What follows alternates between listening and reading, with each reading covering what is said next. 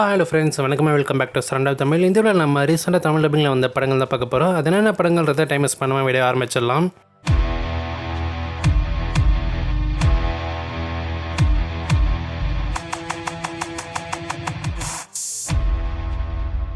Valiant 1 2025 ஒரு thriller suspense ஜானரில் இந்த படம் வெளியே இருக்குது. படத்தோட கதைன்னு சொல்லி பார்க்கும்போது யூஎஸ் சோல்ஜர்ஸ் ஆர்மி ஒரு மிஷனுக்காக ஹெலிகாப்டரில் போகிறாங்க. அப்படி போகும்போது அந்த ஹெலிகாப்டர் கிராஷ் ஆகி நார்த் கொரியாவில் இருக்க டெரிட்டரியில் விழுந்துருது. அதுலேருந்து ஒரு சில பேர் மட்டும் உயிர் தப்பிச்சிடுறாங்க. இந்த சமயத்தில் நார்த் கொரியாவில் ஒரு மிகப்பெரிய வார் நடக்குது. இதுக்கப்புறம் எப்படி அவங்க சர்வே பண்ணுறாங்க, பழையபடி அவங்களோட யூஎஸ் பேஸுக்கு ரிட்டர்ன் ஆனாங்களா இல்லையா அப்படின்றதான் இந்த படத்தோட ஸ்டோரி. ஒரு ஆவரேஜான ஒரு வார் ஆக்ஷன் மூவி தான் இது. ஆக்ஷன் சீக்வன்சஸ் எல்லாமே ரொம்ப சுமாராக தான் பண்ணியிருப்பாங்க. ஸோ ஒரு பெருசாக எதிர்பார்ப்போடு இந்த படத்தை பார்க்காதீங்க. இந்த படத்துக்கு IMDbல 5.2/10 ரேட்டிங் கொடுத்துருக்காங்க. அமேசான் பிரைம் வீடியோவில் இந்த படம் அவைலபிளாக இருக்குது. படத்தில் அடல்ட் சீன்ஸ் எதுவும் கிடையாது, பட் ப்ரொஃபானிட்டி அண்ட் வைலன்ஸ் இருக்கும். ஸோ அதை மைண்டில் வச்சுட்டு படத்தை பாருங்கள்.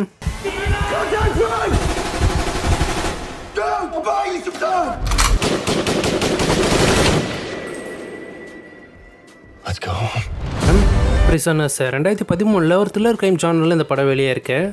படத்தோட மெயின் லீடாக ஹியூ ஜாக்மன் நடிச்சிருப்பாரு. அவர் கூடவே ஜேக் அவருமே நடிச்சிருப்பாரு. நீங்கள் ஸ்பைடர்மேன் ஃபார் ஃப்ரம் ஹோமில் பார்த்துருப்பீங்க, மிஸ்டீரியோ கதாபாத்திரத்தில். ஸோ இவங்க ரெண்டு பேரும் இந்த படத்தோட மெயின் லீடாக நடிச்சிருப்பாங்க. படத்தோட ப்ரிமிஸ் என்னென்னா, நம்ம ஹீரோட பொண்ணை யாரோ ஒருத்தவங்க கடத்திட்டு போயிடுவாங்க. இதுக்கப்புறம் அவர் போலீஸில் போய் கம்ப்ளைண்ட் பண்ணுறாரு, என் பொண்ணை கண்டுபிடிச்சி கொடுங்கன்னு சொல்லிட்டு. பட் அதுக்கப்புறம் அவரே களத்தில் இறங்கி அவரோட பொண்ணை கண்டுபிடிக்கிறதுக்காக என்னென்ன பண்ணுறாரு, கடைசியில் ஒரு பொண்ணை கண்டுபிடிச்சாரா இல்லையா அப்படின்றது தான் இந்த படத்தோட மொத்த கதையே. ஒரு இன்வெஸ்டிகேஷன் ஜோனலில் தான் இந்த படத்தை முழுசாக கொண்டு போயிருப்பாங்க. அந்த பொண்ணை கிட்னாப் பண்ணி அந்த அடுத்த சீனில் இருந்து பார்த்தீங்கன்னா முடிகிற வரைக்கும் விறுவிறுப்பாக கொண்டு போயிருப்பாங்க. நிறைய ட்விஸ்ட் அண்ட் டர்ன்ஸ் படத்தில் ஒர்க் அவுட் ஆகிருக்கும். அப்பா பொண்ணுன்ற அந்த ஒரு பிளாட்டுமே நல்லா இருந்திருக்கும் படம் பார்க்கும்போது. ஹியூ ஜாக்மன் அந்த ஒரு ரோலை நல்லாவே நடிச்சு கொடுத்துருப்பாரு. இந்த படத்துக்கு IMDbல 8.2/10 ரேட்டிங் கொடுத்துருக்காங்க. அமேசான் பிரைம் வீடியோவில் இந்த படம் அவைலபிளாக இருக்குது. தமிழ் டப்பிங்குமே நல்லா பண்ணியிருக்காங்க. அண்ட் இது ஒரு R-rated மூவி. படத்தில் நிறைய டிஸ்டர்பிங்கான சீக்வன்சஸ் இருக்கும். ஸோ ஃபேமிலியோட பார்க்க முடியாது. Why aren't you telling me? This ain't right. Why? This guy's a fake. The girls are still out there. Shadow man 2006 ஒரு ஆக்ஷன் த்ரில்லர் ஜானரில் இந்த படம் வெளியே இருக்குது. படத்தோட கதை என்னென்னா, நம்ம ஹீரோ இந்த படத்தில் ஒரு CIA ஏஜென்ட்டாக இருப்பார். அவருக்கு ஒரு பொண்ணு இருக்கும். அவரோட ஒய்ஃபோட ஆனிவர்சரிக்காக ரொமேனியாவுக்கு அவரோட பொண்ணை கூட்டிகிட்டு போவார். அப்படி போகும்போது அவங்களோட பொண்ணை பார்த்தோன்னா ஒருத்தவங்க கடத்திட்டு போயிடுவாங்க. இதுக்கப்புறம் நம்ம ஹீரோ அவரை கடத்திட்டு போனது யார், அதுக்கு பின்னாடி யாரெல்லாம் இருக்காங்கன்னு தேடி கண்டுபிடிச்சாரா இல்லையா அப்படின்றதான் இந்த படத்தை மொத்த கதையே. இந்த படமும் ஒரு ஆவரேஜான ஒரு மூவியாக தான் இருக்கும். ரொம்ப எதிர்பார்த்து இந்த படத்தை பார்க்காதீங்க. இந்த படமும் ஒரு R-rated மூவி தான். அடல்ட் சீக்வன்சஸ் ப்ளஸ் ப்ரொஃபானிட்டி இஷ்யூஸ்லாம் இருக்கும்.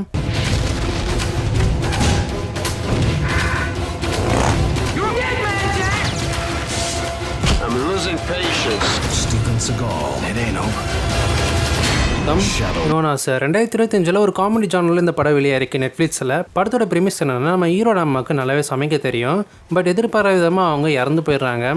அதுக்கப்புறம் அவரோட பையனான அவர் தான் அம்மா செஞ்சு வச்ச ரெசிபி எல்லாமே வச்சு ஒரு ரெஸ்டாரண்ட் ஆரம்பிக்கிறாரு, Italian restaurant.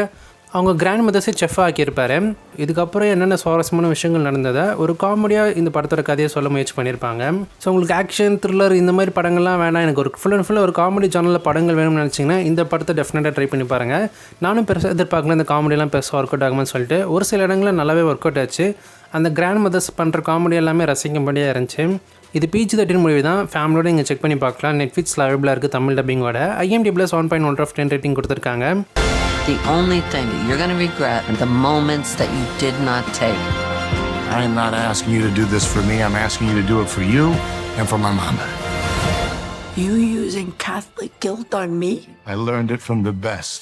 Right on. Instant family 2018 ஒரு காமெடி ட்ராமா ஜானரில் இந்த படம் வெளியே இருக்குது. படத்தோட ப்ரிமிஸ்ன்னு சொல்லி பார்க்கும்போது ஒரு கப்பல் ஒரு குழந்தைய அடாப்ட் பண்ணுறதுக்கு வராங்க.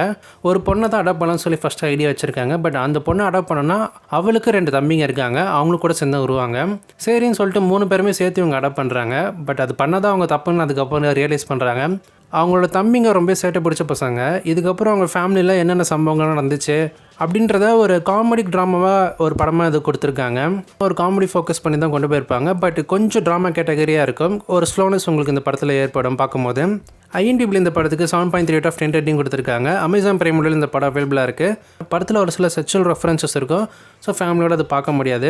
Look at what this boy texted her. Is this that kid Jacob? Hey, I saw the picture you sent her, Jacob. You're lucky I don't end your life right now, Carrot Top. We're gonna call your mom. You're going down today. So what do you think of that, Jacob? My name's not Jacob.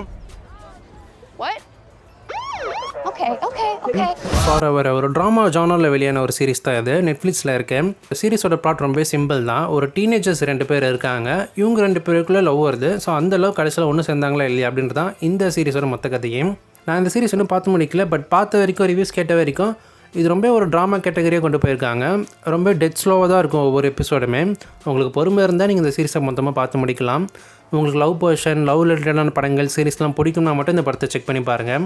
நெட்ஃப்ளிக்ஸில் இந்த series Tamil டப்பிங்கோட அவைலபிளாக இருக்குது. 7.7 out of 10 rating கொடுத்துருக்கு IMDbல.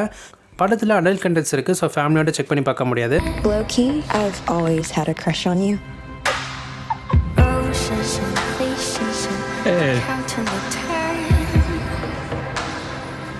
Gangs of New York 2022 ஒரு crime action ஜானரில் இந்த படம் வெளியாக இருக்குது. படத்தோட கதை என்னென்னா, பீரியாடிக் ஃபிலிமாக தான் இந்த படத்தை எடுத்திருப்பாங்க. மெயின் லீடாக நம்ம லியோனோ டிகாப்ரியோ அவர் நடிச்சிருப்பார் ஹீரோவா. ப்ரிமிஸ்ன்னு சொல்லி பார்க்கும்போது நம்ம லியோனோ டிகாப்ரியோட அப்பாவை பார்த்தீங்கன்னா ஒரு கேங் ஃபைட்டில் கொலை பண்ணிடுவான் ஒருத்தன். இதுக்காக பல வருஷம் கழிச்சு அவர் வளர்ந்ததுக்கப்புறம் தான் அப்பாவை கொண்டவனை பழி வாங்கினாரா இல்லையா அப்படின்றதான் இந்த படத்தோட ப்ரிமிஸாக எடுத்திருக்காங்க. படத்தோட ஸ்டோரி ஒரு யூஸ்வலான ஸ்டோரியாக இருந்தாலும் படமாக எடுத்திருக்க விதம் நல்லா இருந்துச்சு பார்க்குறதுக்கு. ஆக்ஷன் சீக்வன்சஸுமே நல்லா இருக்கும். நம்ம லியோனோ டிகாப்ரியோ நல்லாவே பர்ஃபார்ம் பண்ணியிருப்பார் இந்த படத்தில்.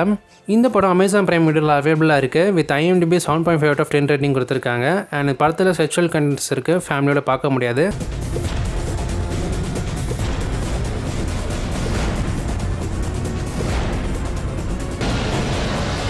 ஓகே ஃப்ரெண்ட்ஸ், இன்றைக்கி நான் சொன்ன படங்கள் நீங்கள் எந்த படம் பார்த்துருக்கீங்க, அந்த படம் பார்க்க போகிறீன்ற மாதிரி கமெண்ட்ல காமிச்சு லீவ் பண்ணுங்கள்.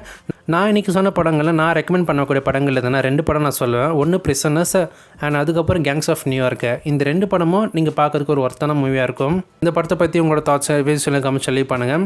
இதே போல் இன்னொரு சந்திக்கிறேன். நான் உங்களை நண்பன் டாட்டா, பை, see you.